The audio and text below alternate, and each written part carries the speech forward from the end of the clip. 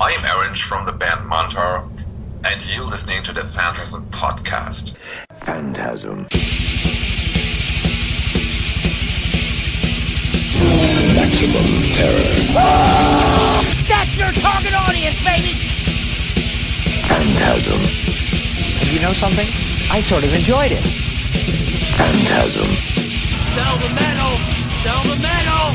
Sell the metal! Sell the metal!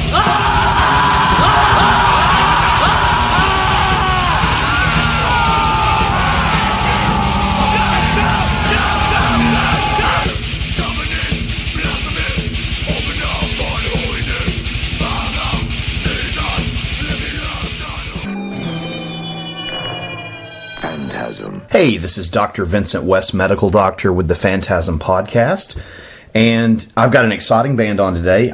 They're a new band to me. They've been around for a while, but they've got a wonderful album coming out called Pain is Forever, and This is the End. It's from Mantar. It's coming out on Metal Blade Records on July 15th. And we have the drummer with us today. So excited to do this, man. This is so cool to have Mantar on our podcast. So let's just jump right into this. Thank you so much for doing this. How are you doing today? I'm pretty fine. Yeah, I woke up pretty early because it's my wife's birthday, but I'm in the States and she's in Germany. Oh, okay. So I woke up pretty early to call her, kind of in the morning time in Germany. So a little tired, but cool. Yeah. Excellent. So you're in the States. That's cool. Yeah, I'm in Florida. We are rehearsing right now with Hannah. We have our first show since 2.5 years on coming Saturday in Seattle on the Northwest Terror Fest. Fantastic. But entering the stage again after such a long time. We almost forgot what we were doing. For me and for our listeners out there, can you tell us how your involvement with Mantar came to be? Again, please? Just how Mantar kind of came to be for you, how you, how the band kind of formed for you and how you became involved with Mantar. Yeah, to cut a long story short, I know Hanno, my bandmate, since I think 1997. Oh, wow. It's a long time. Well, we were both in other bands and became friends, going to shows, stuff like that. He was a little younger than me. He was 15 at that time, and I was my early 20s, and we became friends.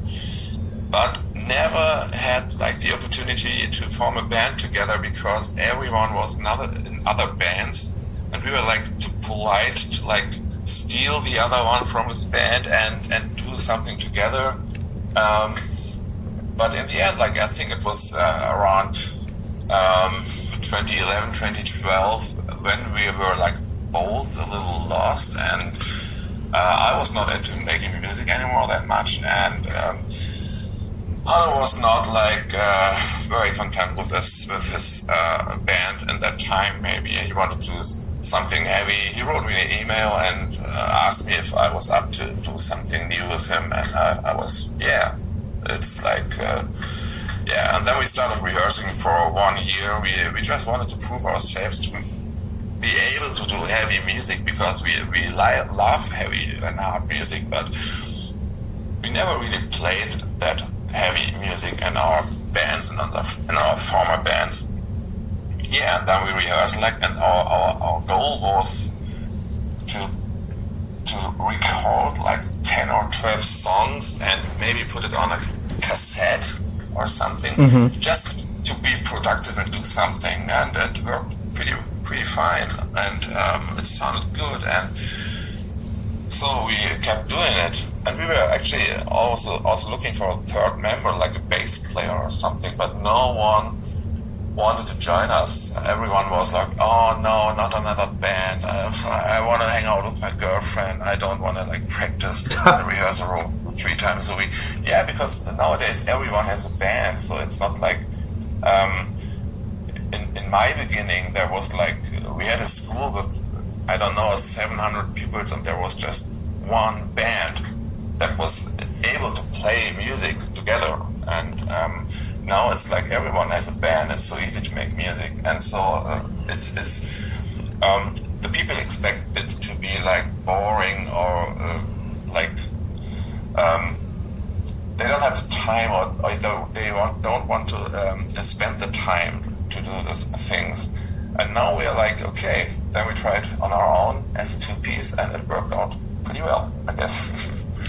Well, this record is fantastic. I'm new to the band, so that's why I wanted to ask about that. Very cool. And just kind of to jump into this record, let's see here. The first track here, and I'm going to need your help. I don't even know how to pronounce that. I really don't. Egoisto? Okay. Yeah. What can you tell us about that track, the opening track on the album? Actually, we were like, there are like some songs on this album that we rehearsed together and that we like wrote kind of together. And there are also like some songs, because the story I have to tell before, it was very painful to write this record. I mean, literally, it was hard. I think at that moment we started to work on this together. We may have not been ready, and on the other hand, Hanno kind of injured his knee, very, very painful, while we were working on this. So it was like after the first rehearsal in late 2020, he had to go to the hospital, and he had a surgery, and he had no insurance in Germany, and that was really, really hard. And then we built like something like a chair and at a place where he can lift his leg up, and this was like the situation when we were like writing and rehearsing and working on these songs. I have to say, Egoist is one of the songs we did together, and we really wanted to have like something straightforward, like going frontal and into the people, and I think we kind of managed it. So it's like actually we are rehearsing those songs right now for like live shows, and for me it's like the song that's kind of most fun to play. I can really lay in it and feel it. Yeah, this is like one of my favorite songs, to be honest. Yeah. It's a hell of a way to kick the album off, and again, as I said, I'm new to the band. And then, of course, the next track, Hang 'Em Low, I actually saw the video you guys did for that. Very, very cool. What can you tell us about track 2? Track 2, Hang 'Em Low, is like, this is like, we worked on, to start first, like, Hanno writes riffs on his own, and he like kind of a loose arrangement, and then we meet in the rehearsal room and work on this stuff. I like define some beats for parts, and we discuss that. And the thing is, when we are working together on this stuff, there are no vocals involved, so we are just working on the music, and we just wanted to have like a melodic kind of song in this place, and how can I say, with like a really, really, really catchy chorus, but we had no lyrics at the time, and we did not know how to sing or what to put in. So this all came later, and I can't say so much more about it. I really love this song, and I think it worked out very, very catchy. And I hear so often that people say like it reminds them of Nirvana. I don't see like the resemblance in there, but yeah, I don't hear that. I'm not that objective in this place. Sure, of course, absolutely. Yeah, with whole other eyes when I look at it. So, yeah, that's about it. So it's also a song that's really, really fun to play, and Yeah. The video's interesting. I thought the video was really cool. Yeah, that was also very painful to do because we had it was so hot here in Florida where we shot it, and there were I don't know, 4 days of 16 hours per day shooting and driving around, walking around, and yeah. Oh wow, you shot it in Florida? Oh yes. Okay, that's where I live. I live in Pensacola. That's really cool. I didn't know you shot it in Florida. So we're neighbors now. Yeah, that's really cool, man. Yeah, I grew up here. I know I grew up in the Miami area, but I live on the other side now, but because of work. But yeah, that's cool, man. I had no idea. That's really, really cool that you shot it there. And then let's see, track 3, Grim Reaping.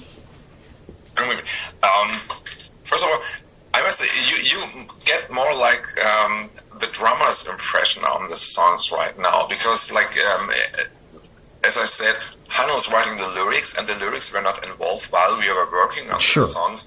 So I can only tell what I think of the song. Oh no, it's cool. That's what I wanted. It's totally cool.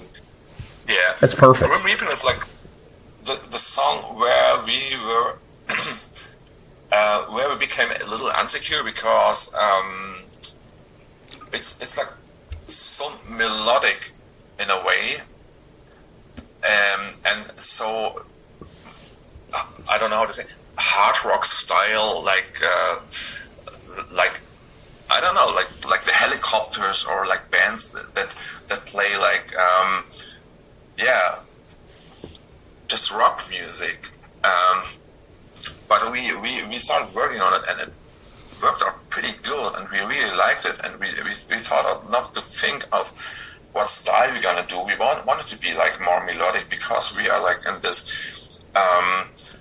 pop structure world. We are raised with listening to bands that had songs, not just a big sound, but we are in love with pop structure. It has to be a verse, a chorus, a verse, a chorus, and sure. it has to be it has to be a song, and that was kind of our goal when we were writing this song. So we are also rehearsing this song right now, playing it 50 times a day, and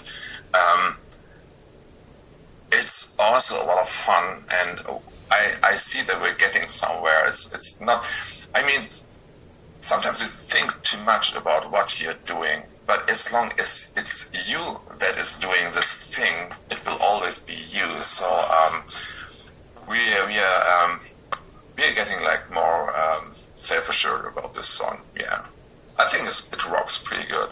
Oh yeah, it's a great track. And let's see, track 4, Orbital Pus. Orbital Pus is more an offensive track. It's when we were working on this track, we wanted to be the song to be a punch in the face. I don't know if it worked out like this on the record, but this was our main intention. And the verse is something we never did before. I think it has a kind of groovy way that people may want to dance or something. So this is our impression while we were writing it, and actually I was not so sure about the main part because I always thought people will think that I stole the beat from a Nirvana song, but we changed it so much that there is no connection anymore. Right. You mean which song or why we changed it?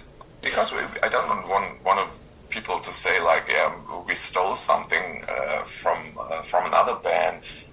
If we do it, we have to hide it in a way that people don't realize. I mean, I didn't hear anything on the album, so whatever you did, it's not noticeable to me. So yeah. I think it's great. I love your old style of music. It's very interesting. It's fresh. It's different. It's definitely different than a lot of stuff that I listen to. And this record is a lot of fun to listen to. And let's see, track 5, Piss Ritual. That's a great title, too. Yeah, Piss Ritual. Yeah, for example, Piss Ritual was a song. To go back to the beginning when we like rehearsed in Germany for the songs, that was a very painful time for both of us, and we realized that after some weeks we are not going somewhere like working right now on this. It was very stressful. Hanno had like his almost broken knee, and I was learning all the songs and was like very stressed about the already booked studio time like a week later, and we were like still up to write 4 new songs and had no idea what to write. And then we like stopped this, and Hanno flew home, I also went home, and we did like nothing for a month. And then Hanno started to work on the songs on his own in Florida, and also wrote some demos. And Piss Ritual was one of the songs we didn't write together. So he just sent me the demo and asked me if this is, what do I think about it, and if it's possible to play on drums, and if I have any new ideas. And I was like, oh man, that's kind of a song I was waiting for. Not like too complicated, just like Egoist, just straightforward, a little up tempo, and just push it out. So I was very happy to he sent me this song, and like I said before, there were no lyrics. It's just the riffs. We are not like we see the lyrics or the vocals as a third instrument. It's kind of like sometimes people put too much weight on the lyrics. They want to know what someone is singing. I don't know if they want to understand what's the theme of the song, or if they want to see if there are like any bad or political not correct things in the lyrics. But for me, it's like I never listened to the lyrics. It was for me like a part of the whole music, and that's still how we do see it. That's also the reason why we don't print the lyrics. So the people should like listen to the whole thing, like the Transformers. You get like 3-4 cars together, and together they make a robot. That's like a completely different thing, and you see not the particular cars. You just see the robot. It's like something comparable to the music we are making. So all the parts together is like one thing. It's not like, oh, here the drums, here the guitar, here this and that. Sure. It's just one thing, and it's like the other thing is there are songs when Hanno puts the lyrics on it, it's like, oh, now it gets like 50% better, and sometimes it's like, oh man, it gets 80% better. So it's like if the song without the lyrics is already good, you can be pretty sure that it'll be really, really good when the vocals are on. So It's like I said, this record's a lot of fun sonically to listen to. I listen to a lot of albums in my car just so I can, get it sonically like I did when I was younger. And it's a lot of fun to listen to your old stuff. Yeah. It really is. I can't say enough about this record. It's so good. So let's see, track 6 of Frost and Decay. Yeah, Frost and Decay. I have a special connection to this song. This is a song that kind of reminds me of an older Nirvana song. Like, if you see the structure, if you see like how it starts and so on, and then we get like a piece of metal in it. I don't know how to call that part. This is the song with my favorite guitar riff in, and it's like the part just before the chorus. It's like, I think we can call it pre-chorus. There's a verse, and then comes this little part that leads to the chorus. Oh man, this is a song we also practice right now, and this is like so much fun to play. It's like exciting, and I hope everyone will like understand what I'm talking about when I'm playing this song live, because it's like this is a song that has like an energy at parts that how do you say it, that goes to the audience and comes back. This is like how I imagine to play the song live, and what I expect to go through while being on stage. One of my favorite songs, to be honest. Yeah. As far as the new material, you're all going to play mainly the new album when you're playing live, or are you going to mix a bunch of different stuff in, or are you going to try to play most of this record? Actually, I think we're going to mix everything. And we are rehearsing 5 to 6 new songs, but we are not decided which ones to play live. As this is like our 4th record, and we're going to like choose the songs kind of like I mean, we have like some songs that people really love to hear. So and as we are not playing like 2 hours on stage, because sure, no one can Mantar show for 2 hours, everybody's gonna hate us after that. We are not sure right now. I think it will be like a good mix of all the best songs of all the records. Fantastic. Well, this record's great. It's so good. I would love to hear some of this stuff live. It's really good. Let's see. So let's keep going. Track 7, Walking Corpse. Yeah, Walking Corpse is also like a song we wrote together.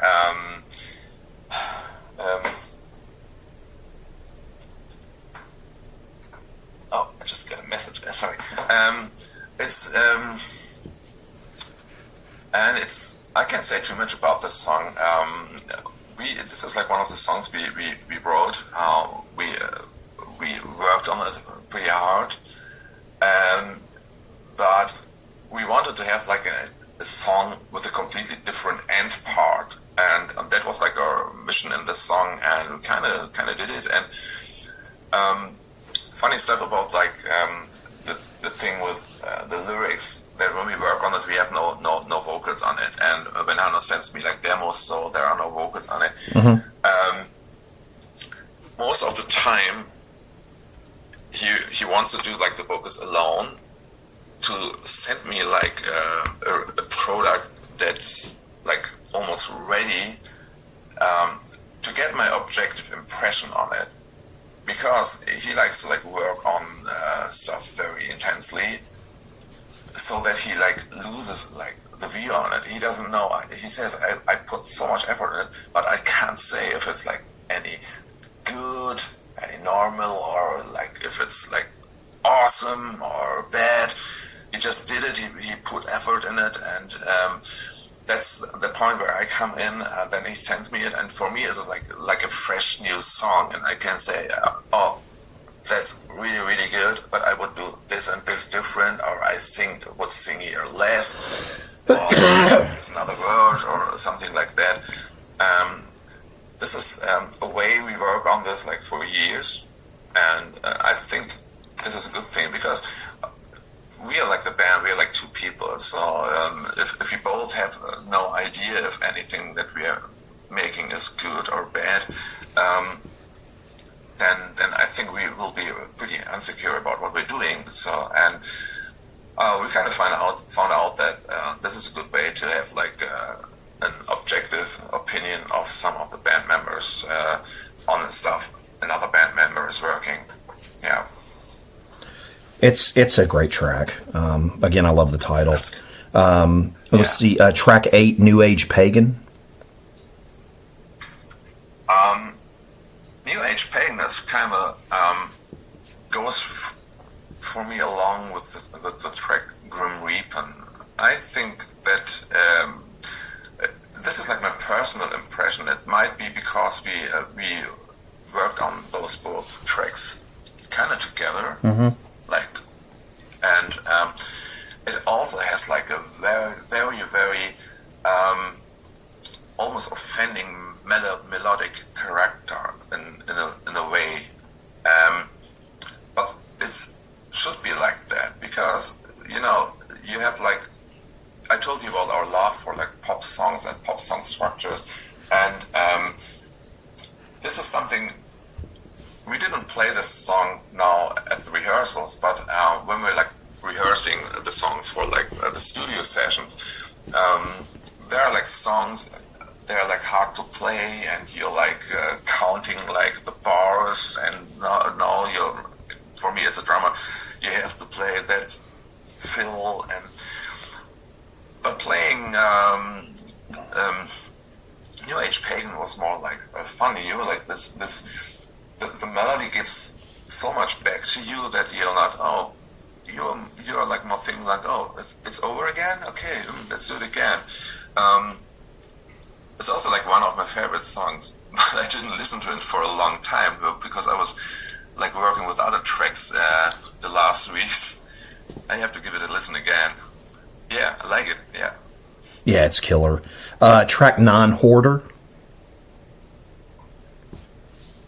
Hoarder was also one of the tracks that Hanno wrote on his own in Florida while I was in Germany. But he always sent me like parts of it and asked me if this is good, or this, or should we do it like that.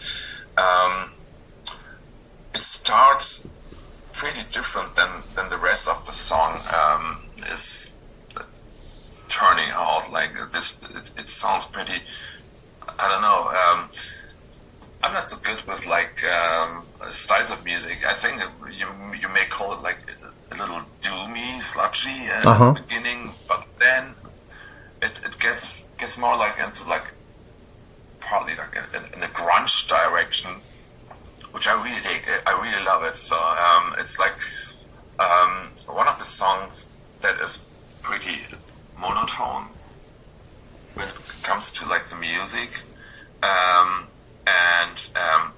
this is something I really, really like. I always wanted to be like play music that is monotone, but has like musically monotone, but has like a vocal on it that shows which way the song is going. So, and also the chorus. I think this is one of the songs where I kind of thought of Nirvana when I was like playing it. I was like, oh, no, this could also be like something from Nirvana.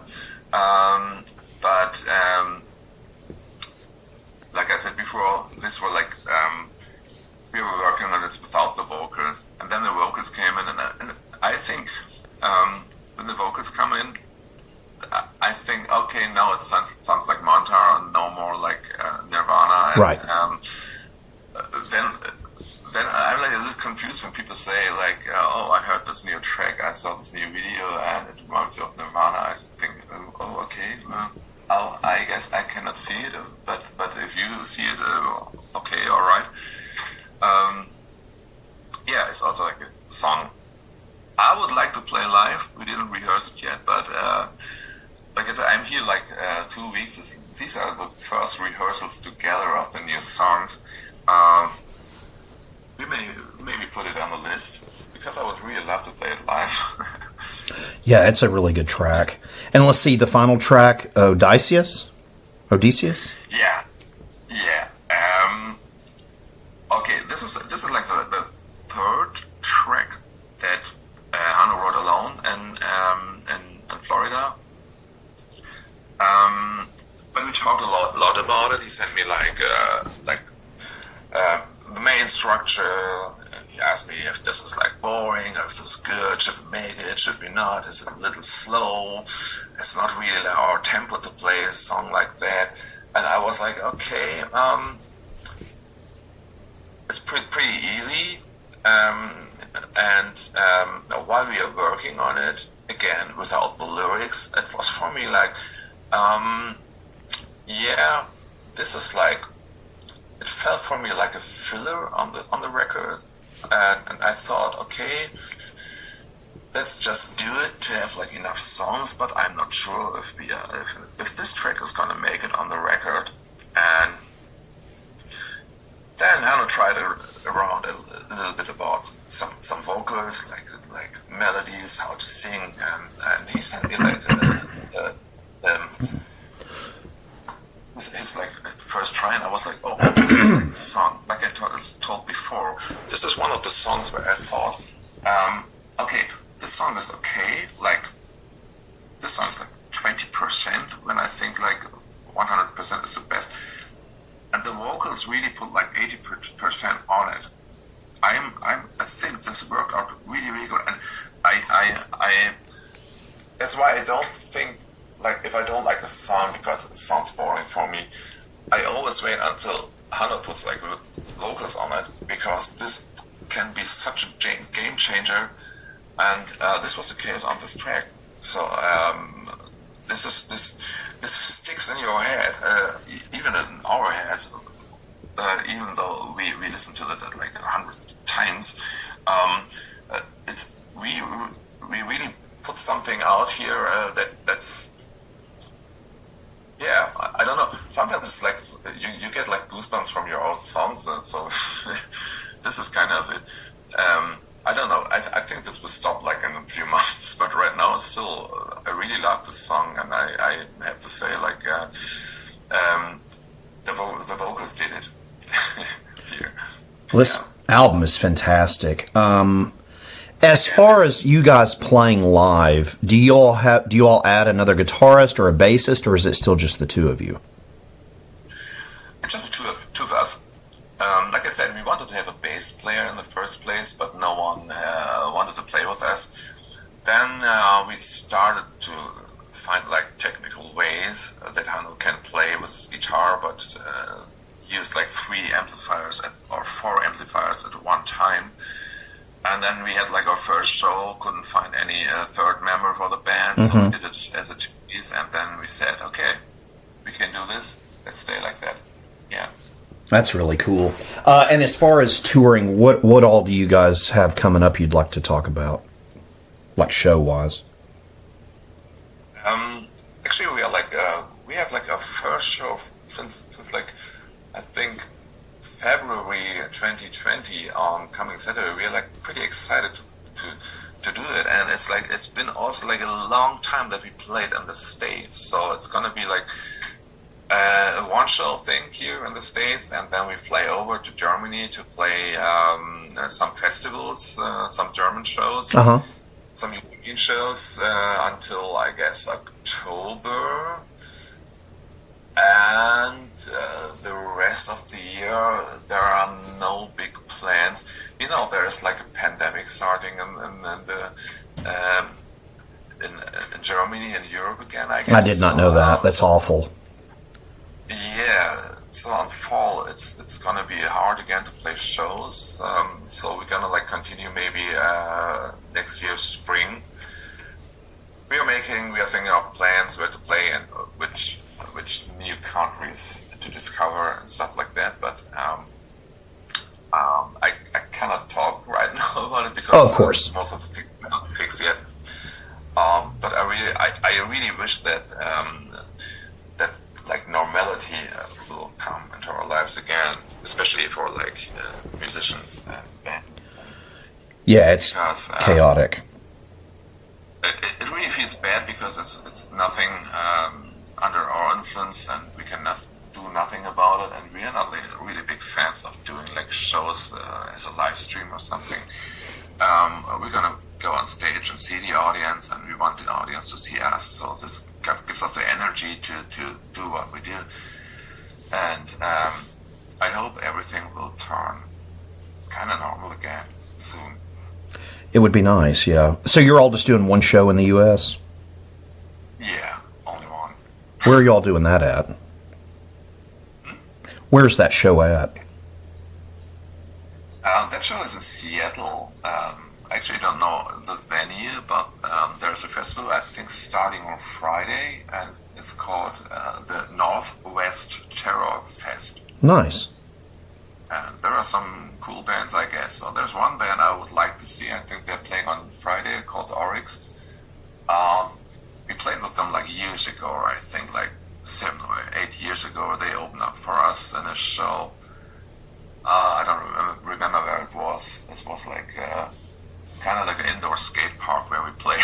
Oh, wow. Yeah, that was a lot of fun, yeah. Well, look, I wish you all the best. Guys, Pain is Forever, and This Is the End is available from Mantar on July 15th from Metal Blade Records. Sir, thank you so much for doing this. This record's fantastic, and I wish you all the best moving forward with this band. It's great. It's good stuff. Thank you, Vincent. Phantasm. And you know something? I sort of enjoyed it.